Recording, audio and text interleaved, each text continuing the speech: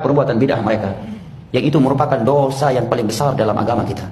Karena setelah dosa syirik adalah langsung dosa bid'ah.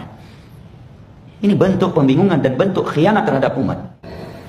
Menumpahkan sperma kepada bukan istri, ini adalah perbuatan yang berat setelah syirik kepada Allah Subhanahu wa taala. Yaitu yang pertama adalah syirik, yang kedua durhaka kepada orang tua. Karena kesyirikan dan kebid'ahan itulah penyebab umat berpecah belah. Justru mengajak kepada tauhid dan memberantas syirik, mengajak kepada sunnah dan memberantas bid'ah, itulah mengajak kepada persatuan. Cuma untuk satu masalah itu aja, kemudian setelah itu berantem mereka.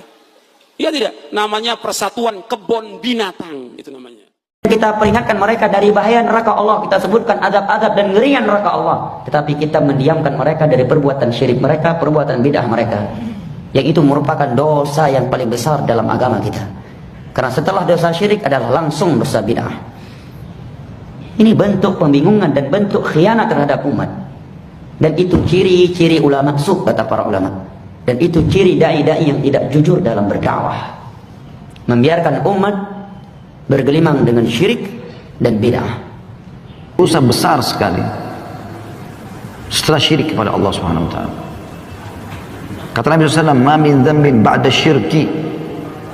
Tidak ada dosa setelah perbuatan syirik a'zama 'inda Allah, lebih besar, ya, lebih berat di sisi Allah, min nutfatin wada'aha rajulun fi rahimin la yahillu lah. Dari setetes sperma yang diteteskan seorang lelaki di kemaluan wanita yang bukan istrinya. Yang bukan istrinya. Ya. Jadi ini perbuatan yang luar biasa. Menumpahkan sperma kepada bukan istri, ini adalah perbuatan yang berat setelah syirik kepada Allah Subhanahu wa taala. Wa qala Nabi sallallahu alaihi wasallam bersabda, "Ala unabbiukum bi akbaril kabair." Maka aku kabarkan kepada engkau tentang akbarul kabair, dosa paling besar. Fa dzakara minha uququl walidain. Maka Nabi sebutkan di antaranya durhaka kepada orang tua. Yaitu yang pertama adalah syirik, yang kedua durhaka kepada orang tua. Syirik adalah dosa paling besar berkaitan dengan hak Allah, durhaka kepada orang tua adalah dosa paling besar berkaitan dengan hak manusia. Sekarang kalau ada sebagian orang, kalau ada orang yang mengajak kepada tauhid atau mengajak kepada sunnah, malah dia anggap pemecah belah. Kalau ada orang yang memberantas kesyirikan dan memberantas bid'ah, dia bilang pemecah belah, nggak menghargai amalan orang. Subhanallah.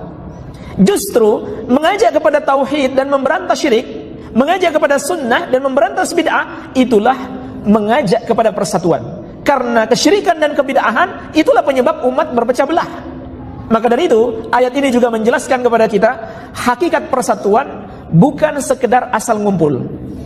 Bukan yang penting kita bersama, atau kita bikin organisasi, kemudian semua punya anggota, kartu anggota yang sama, atau kita punya aksi-aksi bersama. Bukan itu jemaah sekalian persatuan. Persatuan itu adalah bersatu di atas manhaj yang hak. Cuma untuk satu masalah itu aja, kemudian setelah itu berantem mereka.